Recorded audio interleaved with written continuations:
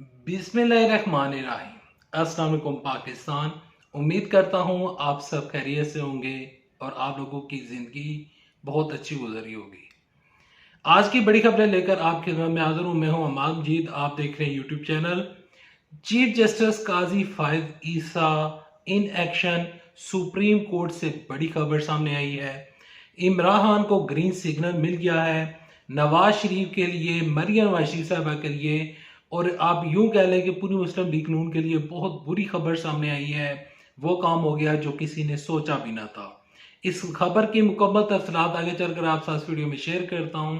लेकिन ये खबर शेयर करने से पहले, आगे बढ़ने से पहले रिक्वेस्ट करूंगा कि अगर आप मुझे पहली दफा देख रहे हैं, इस चैनल के ऊपर नए हैं, आप डेली न्यूज अपडेट्स जानना चाहते हैं, तो इस वीडियो को लाइक कीजिएगा, चैनल सब्सक्राइब कीजिएगा, साथ ही नोटिफिकेशन बेल दबाइएगा ताकि जो आने वाले वीडियोस हैं आप उनको मिस ना कर सकें। बढ़ते हैं खबरों की जाने। खबरें कुछ यूं हैं कि चीफ जस्टिस काजी फायज ईसा साहब जब से चीफ जस्टिस ऑफ पाकिस्तान बने हैं तो उन्होंने आते साथ ही ऐसे ऐसे काम किए जो कि एक्सपेक्टेड नहीं थे, लेकिन आते साथ ही उन्होंने बहुत बड़े बड़े काम करना शुरू हो पड़े हैं चीफ जस्टिस काजी फायज ईसा साहब।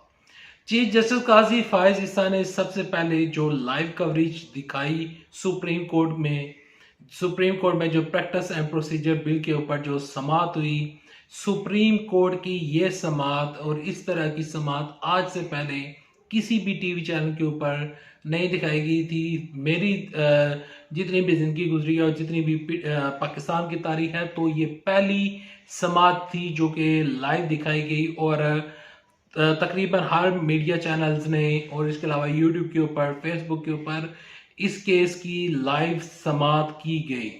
अब ये जो केस है वो तो अभी पेंडिंग में चला गया है। 3 अक्टूबर को दोबारा इस केस के ऊपर समाअत होगी और फिर इस केस के ऊपर चीफ जस्टिस काजी फायज साहब जो हैं वो इस केस के ऊपर फैसला सुनाएंगे। लेकिन दौरान समाअत ही चीफ जस्टिस काजी फायज साहब ने एक बड़ा उन्होंने हिंट दिया था। उन्होंने एक बहुत बड़ा नुक्ता वहीं पर बैठ के ही उन्होंने बता दिया था। उन्होंने कहा कि आप जल्दी जल्दी इस केस को ख़त्म करें। जो हुकूमत के वकील हैं, जो कि इस टाइम अटॉर्नी जनरल हैं, तो उनको बार बार चीफ जस्टिस काजी फायज साहब कह रहे थे कि जल्दी जल्दी इस केस को ख़त्म करें। हम इस केस को ख़त्म करना चाहते हैं ताकि जो दीगर मुकदमात पेंडिंग पड़े हुए हैं हम उन केसेस की जानिब बढ़ सकें, उन लोगों को भी इंसाफ दिलवा सकें। तो आज एक बहुत बड़ी खबर सामने आई है।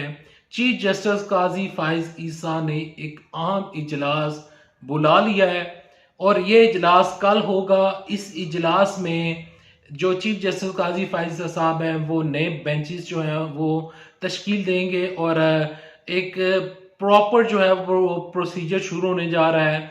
और जितने भी केसेस हैं जो कि पेंडिंग में पड़े हुए हैं, जो कि लोग, इवन के पीटीआई के लोग, पीपल्स पार्टी के लोग, इवन के जो आम लोग हैं, वो बंदे भी सुप्रीम कोर्ट में जिन लोगों के केसेस पड़े हुए हैं पेंडिंग, तो वो इंसाफ के मुतलाशी हैं। वो इंसाफ के इंतजार में है कि कब हमें इंसाफ मिलेगा और कब हमें जाकर रिलीफ मिलेगा। तो तमाम तर जो लोग हैं उनकी नजरें सुप्रीम कोर्ट की जानब लगी हुई हैं।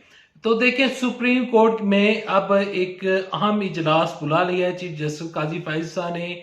और जस्टिस काजी फायज साहब कहते हैं कि मैं जितने भी मुकदमात पेंडिंग में हैं उन केसेस के ऊपर बकायदा तौर पर समाअत करना चाहता हूं ताकि लोगों को इंसाफ मिले। देखें, सुप्रीम कोर्ट में एक बहुत बड़ा केस भी लगा हुआ है और वो केस है 90 दिन के अंदर अंदर इलेक्शन करवाना।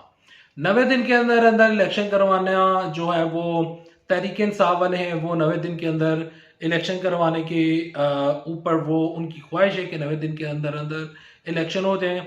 दूसरी जानब से पीपल्स पार्टी वालों का भी यही बयानिया है। पीपल्स पार्टी वाले जो लोग हैं वो भी ये कह रहे हैं कि 90 दिन के अंदर अंदर इंतखाबात करवाने चाहिए। देखें, पीपल्स पार्टी और तहरीक इंसाफ एक ही पेज के ऊपर मौजूद है और बीच में कुछ खबरें ये भी आई थी कि तहरीक इंसाफ और पीपल्स पार्टी का आपस में इत्तेहाद होने जा रहा है। वो होता है या नहीं होता, वो फ्यूचर की बातें हैं। लेकिन अभी डिस्कस करते हैं कि नवाज शरीफ के लिए क्या बुरी खबर है। देखिए, नवाज शरीफ साहब वापसी का पक्का इरादा कर चुके हैं और वो वापस आएंगे और उनकी जो रास्ते की जितनी भी रुकावटें हैं वो नून लीग वाले कहते हैं ख़त्म हो चुकी हैं और उनको किसी किस्म का कोई कानूनी मसला नहीं होगा। वो हो सकता है कि उनको रिलीफ भी मिल जाए, तमाम तर चीज़ें हो जाए। लेकिन यहाँ पर पीपल्स पार्टी ने एक बहुत ज़बरदस्त खबर सुनाई है। पीपल्स पार्टी ने फैसल करीम कुंडी साहब ने एक खबर सुनाई है और वो कहते हैं कि नवाज शरीफ साहब जब लंदन से पाकिस्तान आएंगे तो उनका इस्तकबाल नहीं बल्कि उनको जेल में जाना होगा।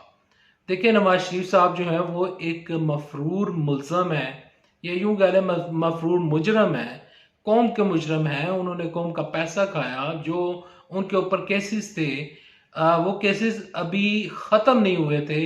नवाज शरीफ को कोई भी क्लीन चिट नहीं मिली थी, वो बाइज्जत बरी नहीं हुए थे। नवाज शरीफ के ऊपर जितने भी केसेस हैं वो वहीं के वहीं पड़े हुए हैं। यहाँ पर शहबाज शरीफ ने भी एक बहुत बड़ा कमाल किया है, अपने सारे केसेस खत्म करवा लिए लेकिन अपने भाई के केसेस उधर ही पड़े हुए हैं। तो नवाज शरीफ साहब जब वापस आएंगे तो एक बहुत बड़ा इनके सामने जो सबसे बड़ा इनके लिए मसला क्रिएट कर सकता है, जो प्रॉब्लम इनको फेस करनी पड़ेगी वो होगी अवाम। देखिए, जो भी रिपोर्ट सामने आ रही हैं और मैं इवन के कुछ सोशल मीडिया रिपोर्ट्स और कुछ सर्वे रिपोर्ट्स, कई ऐसे चैनल्स हैं वो अपने एंकर्स भेज रहे हैं, लोगों से सवालात पूछ रहे हैं कि नवाज शरीफ साहब आएंगे तो क्या आप उनका इस्तकबाल करेंगे। तो लोग कहते हैं कि हमें इससे किसी किस्म की कोई दिलचस्पी नहीं है कि नवाज शरीफ वापस आ रहे हैं या नवाज शरीफ वापस आएंगे तो हमारे हालात बेहतर होंगे। वो कहते हैं कि हमें नवाज शरीफ से किसी किस्म का कोई हमें किसी किस्म का नवाज शरीफ से कोई फायदा नहीं होने जा रहा, हम नवाज शरीफ का इस्तकबाल क्यों करें। यहाँ पर मरियम नवाज शरीफ साहबा के लिए बहुत बड़ा चैलेंज है। मरियम नवाज शरीफ साहबा के लिए बड़ा चैलेंज ये है कि उनके अपने ही बंदे उनके साथ नाराज हैं। शाहिद खान अब्बासी उनसे नाराज हैं, इसके अलावा मिफ्ता इस्माइल साहब जो हैं वो नाराज हैं। जब शहबाज शरीफ हुकूमत में थे तो एक टाइम ये खबर भी आई थी कि साद रफीक जो हैं वो भी मरियम नवाज शरीफ साहबा से नाराज हैं। जब मरियम नवाज शरीफ साहबा से इतने लोग नाराज हैं तो जो ये एक दावा कर रहे हैं कि 10 लाख का हम 10 लाख जो हैं वो लोग आएंगे और नवाज शरीफ का इस्तकबाल करेंगे। देखें, मरियम नवाज शरीफ साहबा के लिए ये करना पॉसिबल नहीं है। 50,000 बंदे भी निकालना मरियम नवाज शरीफ साहबा के लिए पॉसिबल नहीं है। यहाँ पर फजलुर रहमान साहब जो हैं वो भी नून लीग के खिलाफ हो चुके हैं और आज की खबर आपके साथ शेयर करता हूं कि नवाज शरीफ साहब ने कहा है कि पीपल्स पार्टी के खिलाफ बयानात आप जितने भी मुस्लिम लीग नून के दे रहे हो तो आप वो बयानात मत दो। यानी कि नवाज शरीफ साहब को इस चीज़ का एहसास हो चुका है कि पीपल्स पार्टी हमारे साथ नाराज है। पीपल्स पार्टी को हम नाराज कर चुके हैं, JUIF को हम नाराज कर चुके हैं। मौलाना फजलुर रहमान इस टाइम नून लीग से भी नाराज हैं, पीपल्स पार्टी से भी नाराज है, क्योंकि उनको जो वादा किया गया था कि आपको सदर पाकिस्तान बनाएंगे वो वादा भी वफा ना हो सका। फजलुर रहमान साहब जो हैं वो उन्होंने एक इलादा ही अपना सिस्टम लगाकर वो बैठ गए हैं कि किसी तरीके से मुझे सदर पाकिस्तान बनाया जाए और नवाज शरीफ के साथ अब वो इत्तेहाद करने का भी नहीं सोच रहे हैं। देखें, नवाज शरीफ साहब जो हैं वो इलेक्शन से भाग रहे हैं, जबकि फजलुर रहमान की एक ऑन द रिकॉर्ड स्टेटमेंट भी हमारे सामने आई थी। फजलुर रहमान साहब ने कहा था कि 90 दिन के अंदर इलेक्शन ना करवाएं बल्कि कल की ही इलेक्शन करवा दें, हम इलेक्शन के लिए तैयार बैठे हैं। फजलुर रहमान साहब इलेक्शन के लिए तैयार बैठे हैं। नवाज शरीफ साहब चाहते हैं कि फरवरी या मार्च में इलेक्शन हो, लेकिन सबसे बड़ा और सबसे बेहतरीन जो ग्रीन सिग्नल है वो आवाम दे रही है इमरान खान साहब को। इमरान साहब को ग्रीन सिग्नल मिल चुका है और आवाम उनको ग्रीन सिग्नल दे रही है। जितनी भी मैंने सर्वेज रिपोर्ट निकाली, जितनी भी सर्वे रिपोर्ट मैंने पढ़ी, उसके मुताबिक अगर इलेक्शन होते हैं तो इमरान खान साहब इलेक्शन जीत सकते हैं, जीत सकते हैं, क्योंकि ये डिपेंड करता है कि इमरान साहब आया कि वो बाहर आते हैं या नहीं, इलेक्शन तक वो अहल होते हैं या नहीं, वो अदालतें डिसाइड करेंगी, वो अदारे डिसाइड करेंगे। यहाँ पर जो चीज़ कहने वाली है, इमरान साहब की मकबूलियत में बेपनाह इजाफा हुआ है, क्योंकि मुस्लिम लीग नून का और पीपल्स पार्टी का अपना जो वोट बैंक था वो उस टाइम टूट गया था जब इन लोगों ने एपीसी बनाई थी, बाद में वो पीडीएम बनी थी। और वो लोग जो कि आपस में कई दहाइयों तक लड़ते रहे, आपस में एक दूसरे के खिलाफ लड़ते रहे, वही उन लोगों ने जब इत्तेहाद बनाया तो जो जयाले थे वो अपने पीपल्स पार्टी से नाराज हो गए। मैं पटवारी का लफ्ज यूज नहीं करता, लेकिन एक एग्जाम्पल के लिए आपको ये लफ्ज यूज करके बता रहा हूं कि जो पटवारी थे यानी कि जो मुस्लिम लीग नून के थे, वो लोग मुस्लिम लीग नून से ही नाराज हो गए थे। जो इनका पुराना वोट बैंक था वो टूट चुका था, जबकि इमरान खान साहब ने जो सियासत की उसमें उन्होंने जो तहरीके इंसाफ से राहें जुदा करता रहा या इलादा होता रहा, तो वो लोग जो हैं अगर वो दोबारा तहरीके इंसाफ में भी आ जाते हैं तो पहली बात यह है कि इमरान खान साहब जो हैं वो उनको दोबारा नहीं लेंगे। जो बंदा इमरान खान साहब का साथ छोड़कर जाता है तो उसका भी तहरीक इंसाफ वाले जो हैं, तहरीक इंसाफ के जो सपोर्टर हैं, वो उस बंदे को वोट नहीं देते। लोग इमरान खान के नाम पर वोट देते हैं।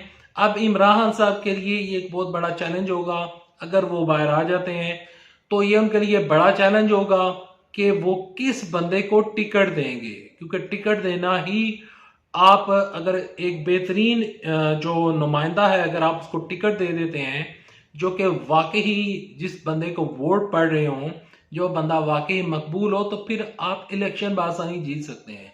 इमरान खान साहब ने 2013 का इलेक्शन था तो जहांगीर तरीन ने एक स्टेटमेंट दी थी कि 2013 में हमने जो वोट सॉरी टिकट दिए थे वो हमने गलत दिए थे। तो 2018 के जो टिकट हमने दिए थे तो हमने बंदे चुन चुन कर दिए थे, तो लिहाजा हम इलेक्शन जीत गए थे और इमरान साहब इलेक्शन जीतने में कामयाब हो गए थे। अब नून लीग का वोट बैंक टूट चुका है, महंगाई बढ़ने की वजह से, बेरोजगारी बढ़ने की वजह से, गुर्बत बढ़ने की वजह से, और दूसरी जानब पीपल्स पार्टी का भी यही हाल है कि महंगाई बढ़ने से, बेरोजगारी बढ़ने से इन लोगों का वोट बैंक टूट चुका है। अब देखते हैं कि कौन कौन से नए केसेस खुलते हैं, कौन कौन से जो केसेस पेंडिंग में पड़े हुए हैं वो सुप्रीम कोर्ट दोबारा खुलती है, और देखते हैं कि इलेक्शन 90 दिन के अंदर होते हैं या नहीं। अभी तक लिए इतना, नेक्स्ट वीडियो तक लेते जाते, वीडियो पसंद है इस वीडियो को लाइक करें, चैनल सब्सक्राइब करें। अल्लाह हाफिज। पाकिस्तान जिंदाबाद। अफवाज पाकिस्तान जिंदाबाद। पाकिस्तान